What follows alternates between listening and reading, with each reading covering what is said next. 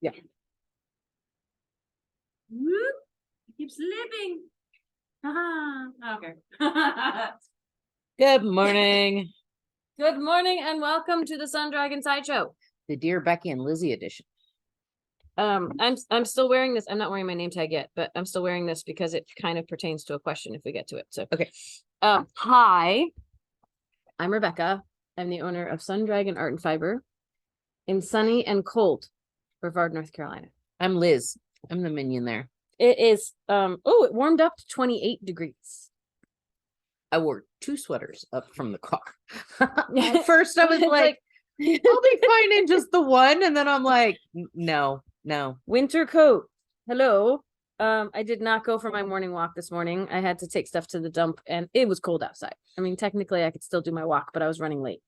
So yeah, when Shannon Dunbabin from Cascade was here yesterday, and one of the yarns she showed us, she's like, it's good for like bathing suit things or chemo caps. Yeah. The swimsuits. That's what swimsuits and chemo caps. I'm like, we don't have much call for swimsuits here. I mean, people who shop with us live in warm places, and people who physically shop with us live in Florida, and that might work for them.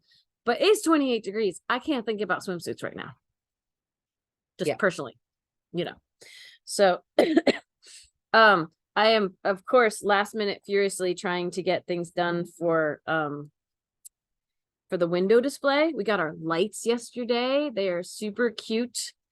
If I can at some point on social media, or maybe at the end of a video here, but not today, I will try to post some of what we're doing with our little window lights, little and big window lights. But I started a snowman last night, and stuffing things to be round is so hard. He's so hard. He's still oblong, and I'm not supposed to stuff him till I'm done knitting him. But for the morning post, I wanted to show just not an empty sack, so I stuffed it. So I had one picture. It still needs more stuffing, but I think I'm going to keep going with the top part here. So I'm going to attempt to knit while we talk. We'll see how long it lasts. No, it's just straight. Okay. I have like 14 rows, and I have my row counter set to 0. I'll set it to 1 for my first row. 14 rows of straight knitting now, because I've done all the increases to do the top head part. Oh. Like, it may not look like it, but I've increased. It's wider. It gets wider. So now I'm supposed to do, like, I did 25 rows of straight between the increases and decreases down here, and I'm supposed to do 14 up top. So it's just a 2-ball snowman. It's a 2-ball snowman. It's a in case people want to see this, and then we'll get to the questions. Oh my god, if it's a 3-ball snowman, I think I'd lose my ever-loving mind. It's 2-ball. See, the 2-ball. Okay. It'll look cute, especially if I put hat, scarf, but we'll see. We'll see what I have time for. I'm knitting with the leftover chunky from the Globe, Encore chunky from our sale bins on size 6 prims. So, where do you want to start with our questions? As I have a cookie too. Breakfast. I think we did that. Okay. Did we do the entrelac one last week? I don't think so. I don't remember. What's the question? Well, I will read it then.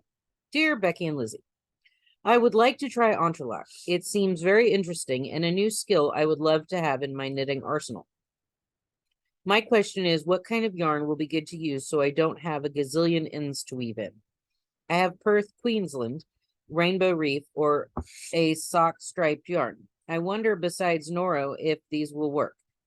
Your friend, the allergic to end weaving. I'm weaving in ends on my sweater that I finished last year today, so I completely understand that. All right, so I think the Perth will be lovely if you like teeny tiny yarn for teeny tiny knitting. I grabbed the entrelac that I'm working on with Noro. It's the freckles and pearls scarf pattern, just entrelac scarf. And I'm like mid-row on this, so I've got I'm not going to show how to do it on camera here. That's too complicated and we're too far away from the camera. But any yarn that that has a slow color change to it, I think would be lovely for this.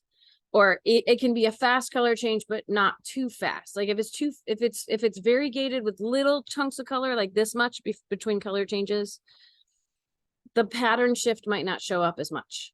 I've done, or one of our knitters has done the Pioneer braid scarf, which is not true entrelac, but it has short rows that give patterns that go like this. I've done it with a solid color, and all that stitch work to make stitches go in different directions does not show up with a solid. So I wouldn't do it with a solid. Noro, for thicker yarns, Noro is awesome because it has bigger chunks of color before it changes. We have a knitter, not this colorway, but we have a knitter who's doing the same pattern with Wizard, and it's gorgeous. It really looks like, not necessarily like certain strips are going in and out like this, but it looks woven, which is the whole point of entrelac. Perth should work because it's shifting slowly over time. It's shifting even slower than some of the Noro, but that still should work. You still should get things here and then things going back, because you're going like 1, 2, 3, 1, 2, 3. So by the time you get to where this one was, by going over and back, different colors should end up on top, but you're gonna have to experiment with it. The feeder brook of our thicker yarns should also technically work well for it. I'm trying to think of other stuff like the Lorna's laces we have, which we don't have much left of, and the more speckly, or when you open the band there's chunks of color like this. I don't know if I think they'll be too busy to truly show off the entrelac, but we don't know. We haven't tried it. I think if you don't want to weave in ends, I would stick to a long colorway. I missed that part of it. Was she saying otherwise she doesn't want to weave in all the end? Like we have talked before about doing entrelac in like 2 solids. Every row you change colors. Yes. Yeah, you would have to weave in ends, or 1, 2. Then the 1 has to come from this side and go over, and then 2. Yeah. I think that if you're going to do solids or a busier yarn, you're going to wind up changing. You're going to have to change all the colors to make it, you're going to have to do some substantial color manipulation. We like to call it. Yeah. I also think that I like letting the yarn do the work for you. Some of the cumulus, like we have the cumulus rainbow and the cumulus degradé, that could look really cool. They change color really slowly, but I think it could still look really cool. The dappled could also be fun because it's going to change the angle of the stripes. I think this could work. This is Cotton Supreme Waves. It's got a very nice slow. I think any of the waves or the Vivo could work too, because it's gonna angle the stripes different directions. Yeah, the Vivo has smaller chunks, but this is the cumulus that we were talking about, Juniper Moon cumulus. I think it depends on how wide the entrelac is, how well these colors will stack, or if you'll have multiple rows. Just dropping things, multiple rows that might end up being the same color, but then they'll shift. You'll still get the shift at some point. I'm a big fan of let the yarn do as much work for you as possible.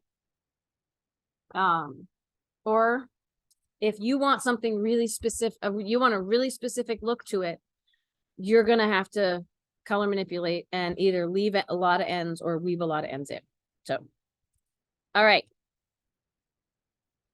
I've knit 1 needle. Not 1 row, 1 needle. Keep going.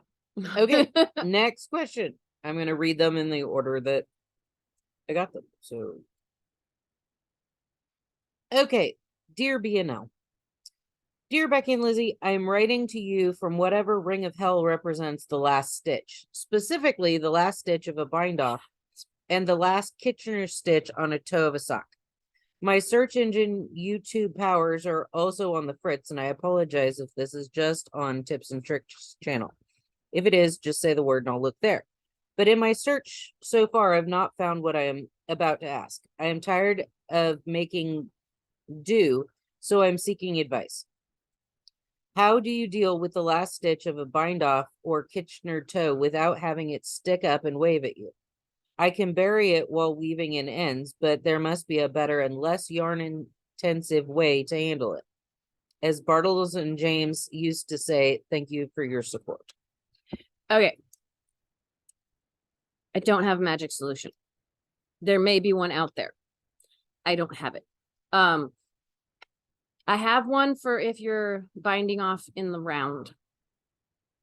But someone else I saw on Instagram, I can't give credit where credit's due because I don't remember where I saw it. But let me address the Kitchener one first.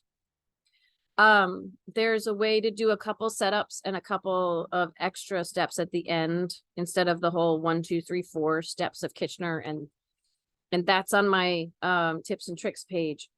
But I remember the last time I did it with a customer, you still have that last little stitch is loose.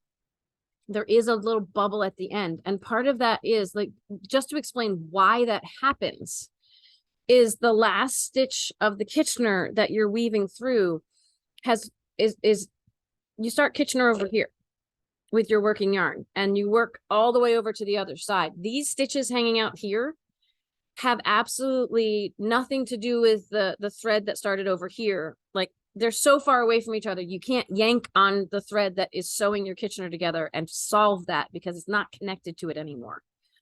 It's so many stitches removed. If you yank on your thread that's doing the sewing, you're going to just tighten up your Kitchener sewing. And I do just what the writer was saying is when I finish the last one, I will loop my thread around as I'm going to go to the other side to sew my ends in and take it over that extra big loop so I can tuck it into the inside. That's the only, like, I lasso it basically and get it to the other side where it could still be annoying your toes in the middle of at the end of a sock. I don't know. I don't have a magic one for that. There might be a way to like pick up an extra stitch or do something, but you're sewing at that point. So I don't have something for that other than just when you're done, take your thread over it, take your yarn over it. So when you go through to the reverse side, you can suck it in. And I think this falls in line with holes in socks and armpits, is that everybody has those issues, the last stitch, the holes in your socks and armpits, whatever. People find what works for them, but sometimes the explaining of it doesn't translate to other people, or other people are like, it worked for me, yay, it's a magic thing, and other people are like, it didn't work. So I haven't tried all of the magic cures that are out there for like no holes in your when you're picking up stitches for your armpits, or for the heel flap on a sock, that kind of thing. I haven't found a magic one for that too, because most of them involve picking up extra stitches, and many of the places you pick up extra stitches will tug on the material around it and still give you gappiness. And it's almost like the more you try to ungappy it, the more gappy it can get. Yeah. And so I just find sewing at the end. If you don't like sewing, so be it. Leave them. It's a catch-22 for all knitters and crocheters. The very last bind off, if you're working flat, it's just going to kind of poke out the side a little bit. I don't have a magic. You can try the last 2 stitches that you are, if you're doing a regular knit bind off, just make sure they're really tight. Again, I find when I'm sewing my end in, I kind of hide that. What I will say is, the solution I have for if you're going in the round, if you're just binding off in the round and you knit it 2, pull one over the other, and you get to the last one, if you just pull one over the other and that last loop, you just pull your yarn through, there will be a little gap like this. And the solution that I saw someone else do, which I think is really awesome, is when you're down to 1 loop on your needle. So, and I can't really do it here with only 1 loop, but when you're down to this last loop on your needle and say, this is all bound off, go into the first like the first spot you can of the bind off and pull up an extra stitch into the beginning of your bind off and bind and pull your last stitch over this pull up, this like picked up stitch. And then you can just, And then pull your yarn through that picked up stitch. And it at least pulls the beginning and end together. You might still have a little lump right there, but you're not going to have something like this that you have to try to sew together that always looks awkward. That is one of my new go-tos when I'm binding off, like if I'd done it down like this, a sleeve, something like that. That's how I bind off a sleeve now. I get to the last stitch and I just duck under the first top little V this way. That was the beginning of my bind off. And I pick up a stitch and do one more pullover. And then it doesn't look perfect, but it looks a lot better.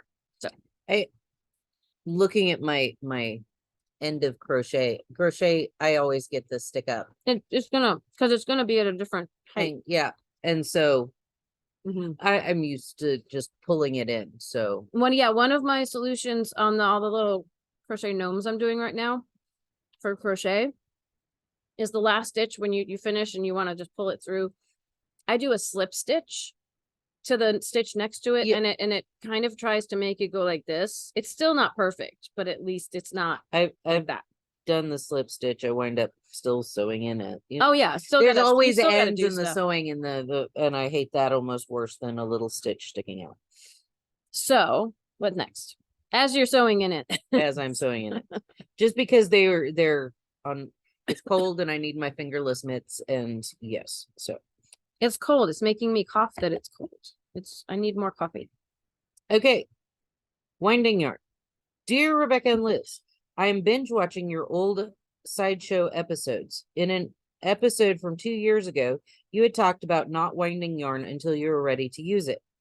As a teaching moment, I am understanding that it is not recommended.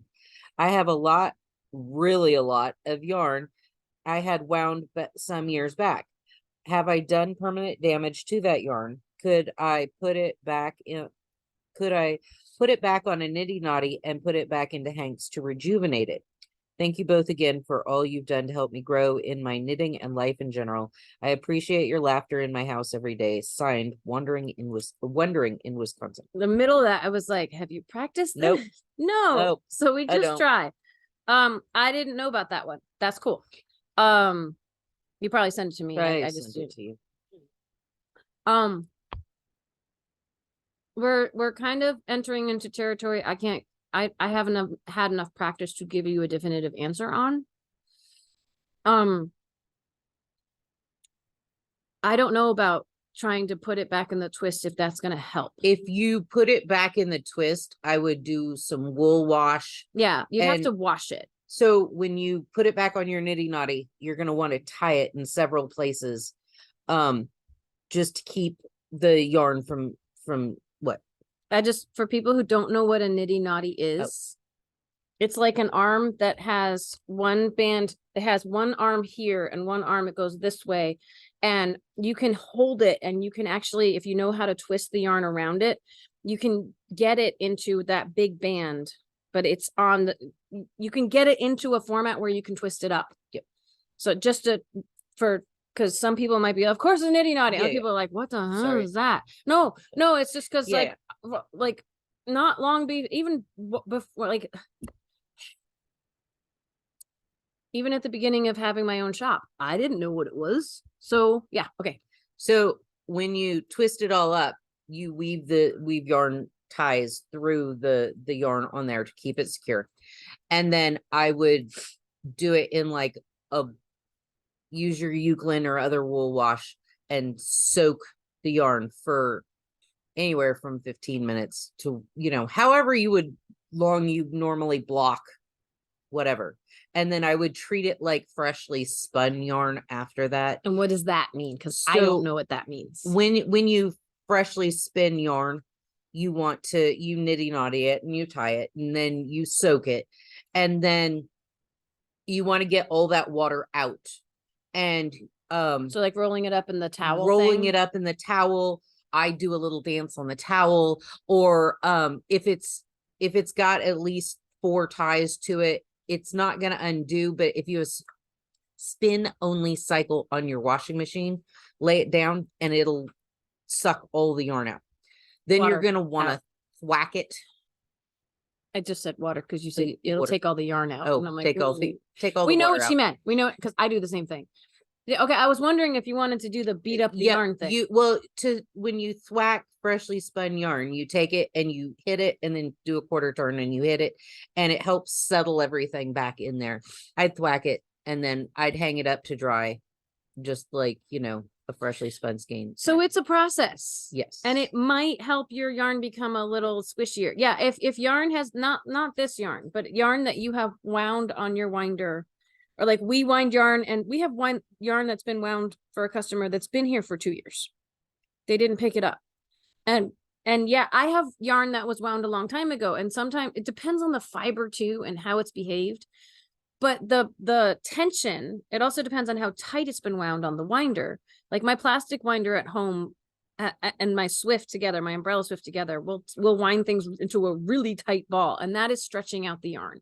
And over time, that could change how the yarn's going to behave when it comes out of that ball. So that's what the writer is addressing. That's something we must have talked about a while ago. But yeah, I have balls of yarn that, even though they've been like that, at least for my I don't care bar especially, they're fine.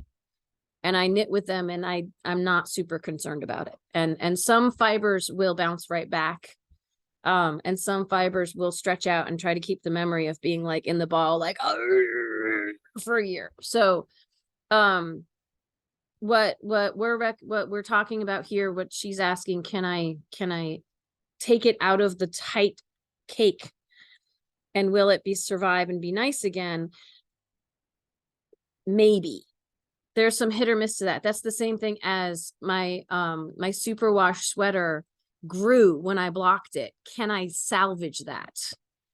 The answer is maybe.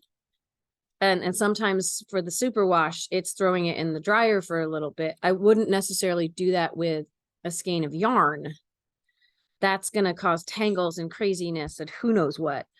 The agitation is just, but so that's I would say, and it really depends. If you're noticing a huge difference when you go to knit with it, you could try that. Otherwise, see what you can do with what you have. I just had a thought. Steam. Like once you get your yarn in a loop again, you could steam it, because that's going to act like the heat from the dryer without the damage without of the dryer. damage of the dryer. So those are options. Don't know if they're going to work. It's kind of like I shrunk my sweater. What can I do? I saw somebody did conditioner.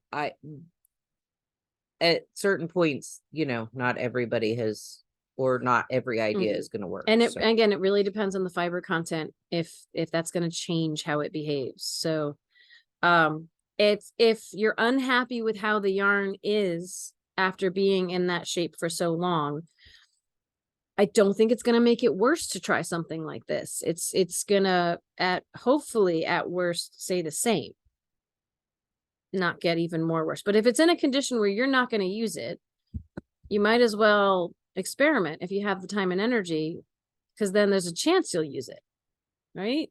Maybe. So what you got? This is our last question. Man, we've been flying through questions today. It's true. We also didn't have the multi-part questions, and maybe we're good at answering them. I don't know. You could tell us what you think. I can't remember what we had. All we had. So we had 4 today. So okay. Knitting stripes. Oh, that's why I'm wearing this. Okay. I enjoy your daily updates. It's interesting to see what y'all are up to. Oh, wait. And I just want to address that right now. I think that person is addressing the morning meditations that I do. And I'm happy to share. Those are over on Instagram, and they often copy to Facebook, and that's fun. Like I did this morning. It is fun for me to share. Okay, go ahead. I've been hesitant to knit stripes, and I saw Becky was wearing a beautiful striped sweater on Tuesday. What are your opinions in changing yarns to make stripes? Do you do anything about the jog? Do you move the jog to a side seam? Any thoughts would be appreciated. Okay, so first, to address the word jog, what the writer is talking about is anytime you change colors, where you change it, it's the same thing as we were just talking about with the end of crochet. Where you change it, it's knitting in the round, especially, is actually knitting in a spiral that like stacks on top of itself. And where you change colors, the beginning and end of like this sweater, I'll take it off so people can see. If I didn't do anything, like I have cookie on me, first of all, but the olive oil color, I have 2 stripes of color, and where the stripe begins and ends, where it begins, there's a purple stitch and then an olive stitch, and where it ends, there'll be an olive stitch and then a purple stitch. So it will do something like this, and that's called the jog when it happens. And there are a couple of different ways to do what's called a jogless join when you're joining a new color. And I have that on my tips and tricks page. There's you either slip the first stitch of, when you get to your second round of color, you slip the first stitch from the round below, or you can pick up a stitch from below and knit into it. And it helps create the illusion that instead of doing this, it does this. What the writer is asking about, move it to a side seam, is oftentimes sweaters and things will have the seam on, especially for arms. Like I want to say, I have all kinds of pills on this. I want to say that this sleeve, I didn't do my jogless join. There's parts on this where I forgot to do it, and there's parts on this where I did it well. But especially a sleeve in the round, the seam is already usually set up so it's your underarm, so it's in an obscure try that again. It's in an obscure place. Like, unless I do this to y'all, you're not gonna see it. I think, well, let's find out where the color change was happening, because I carried colors. So behind the purple, inside this, I carried the olive and the other ones. It's always better to put it on the side or somewhere that's not going to be visible if you're worried about it kind of being visible. So this sweater, first of all, I'm going to look at the outside, and I'm wearing the lovely blue t-shirt, the new t-shirts we have. Now let's start on the inside. So the inside, you can see where I changed colors, and that this is what we call the dirty side, where it interlocks a little bit. Here is where I carried my colors. And on the outside of that very spot where I carried my colors, the camera is going to make it look like there's a little bit of a wobble there. Like I can kind of see where it happened because of the tightness or looseness of the stitches. Like this right here, I did my jogless join though. If I hold it closer to the camera, it's not perfect. If you really examine, you can see where color change happened, because it just looks like right in here, it just looks a little wonky. However, on my underarms, I totally forgot to do my jogless joins. Can you see here I did a jogless join, and here I didn't. Can you see the difference there, where it looks like it just kind of hiccups and slides? And so some places on here I totally remembered, and other places I didn't. Like down here, this is another one where I didn't do my jogless join. Let me check the other arm. I think I did. This is before my doing it 2 at a time, especially when there's more complication. I don't do things 2 at a time.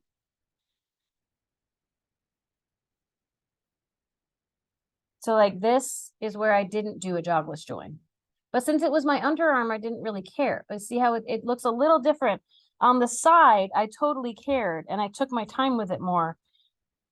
And unless you're looking really, really hard, like there'll be spots where it looks thinner because I did the jogless join, but it won't have a harsh line to it. So, there goes my snow. And it's a lot of where's your I don't care bar, and how thick some of the stripes are.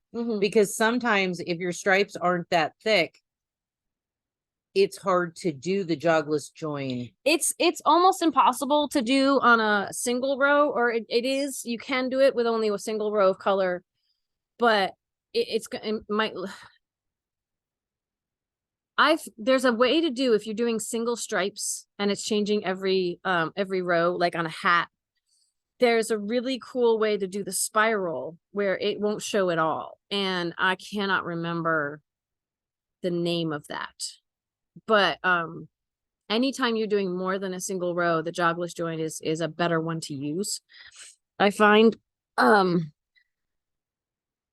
I realized with the crochet that I'm working on, like this little shield, when you change colors, because you're not slipping stitches and going up like and again, it's a spiral, you have a definite break.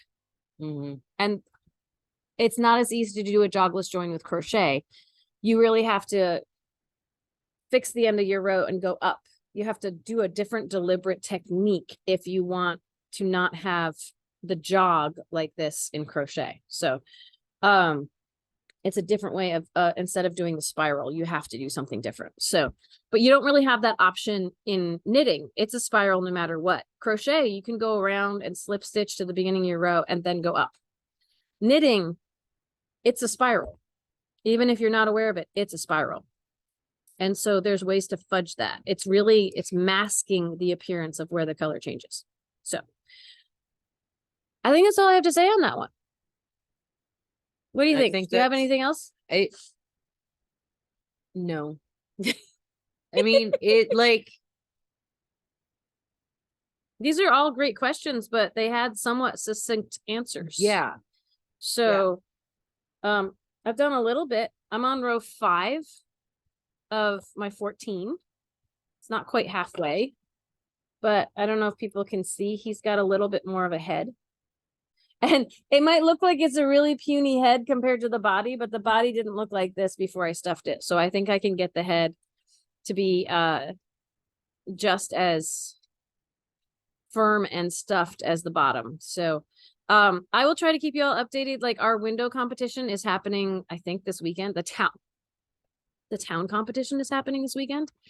We'll see how much of this I have done. I'm kind of winging it because the theme is peace on earth. And right now I'm kind of liking the idea of, we've got a big globe, we have an earth, and we were going to have all our little amigurumi at this point, maybe holding hands around it or something. I am thinking about having my Vikings and characters from The Princess Bride somehow looking like they are making snowmen. I feel like that's a peaceful activity, right? That just made her laugh. Well, right now they look dead. So I know, because they can't get they're making snow angels. We could have some of them making snow angels. We just have to be very deliberate with how we put down some fiberfill.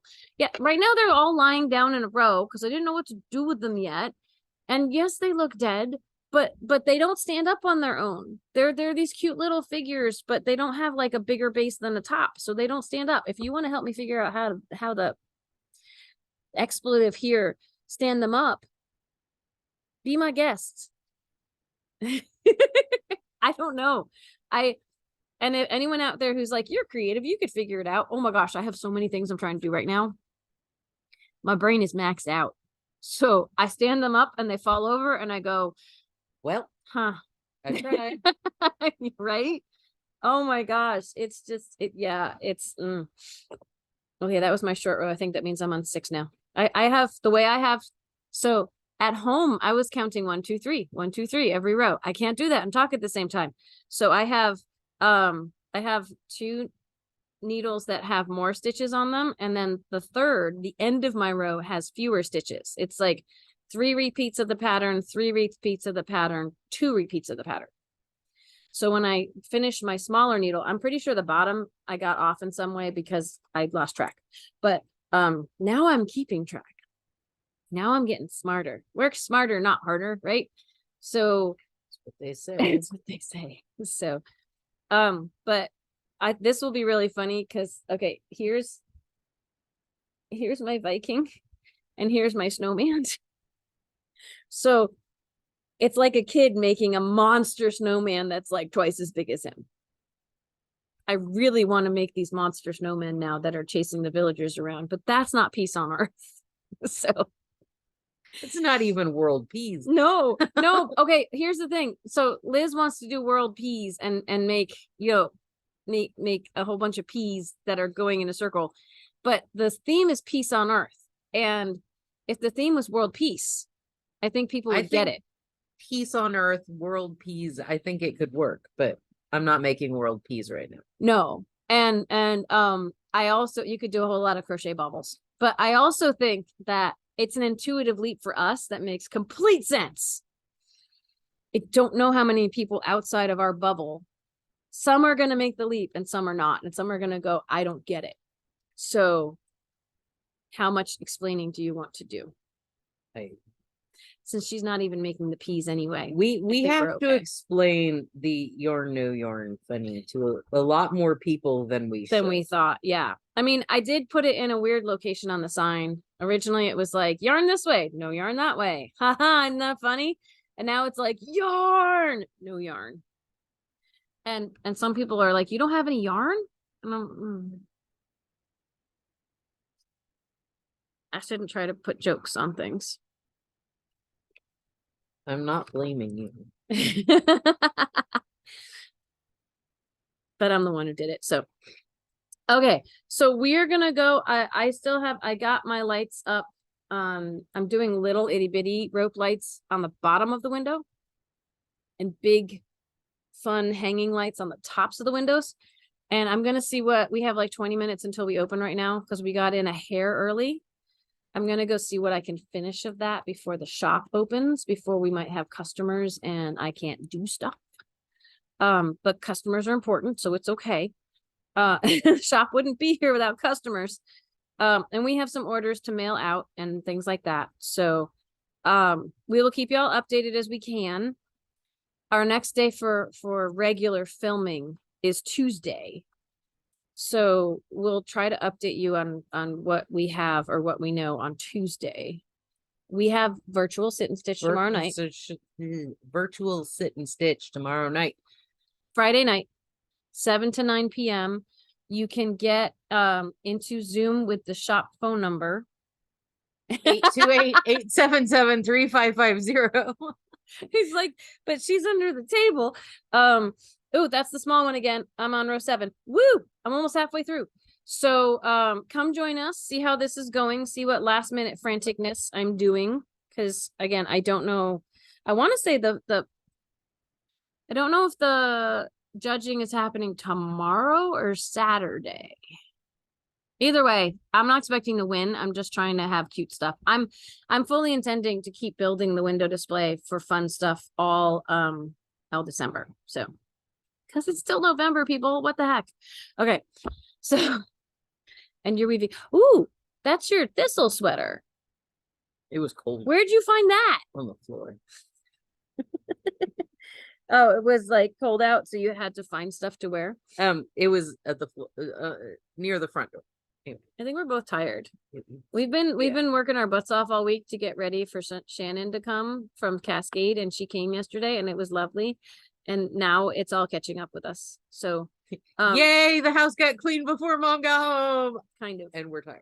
Yeah, I feel like it's the equivalent of when I was a kid. I just put things in piles and be like, "Look, I cleaned my room." We put stuff away. We did. Not all of it, but most of it. So, anyone who joins us for knit night tomorrow night, I might sleep through it, but I'll be there. So, I'll just sit there like a zombie. Have a great Thursday. If you want to send us a question for us to ruminate on and give you our thoughts on, even if those thoughts might be, I don't know, you can email Liz at sundragonartandfiber.com. We appreciate it. We'll see you later. Bye.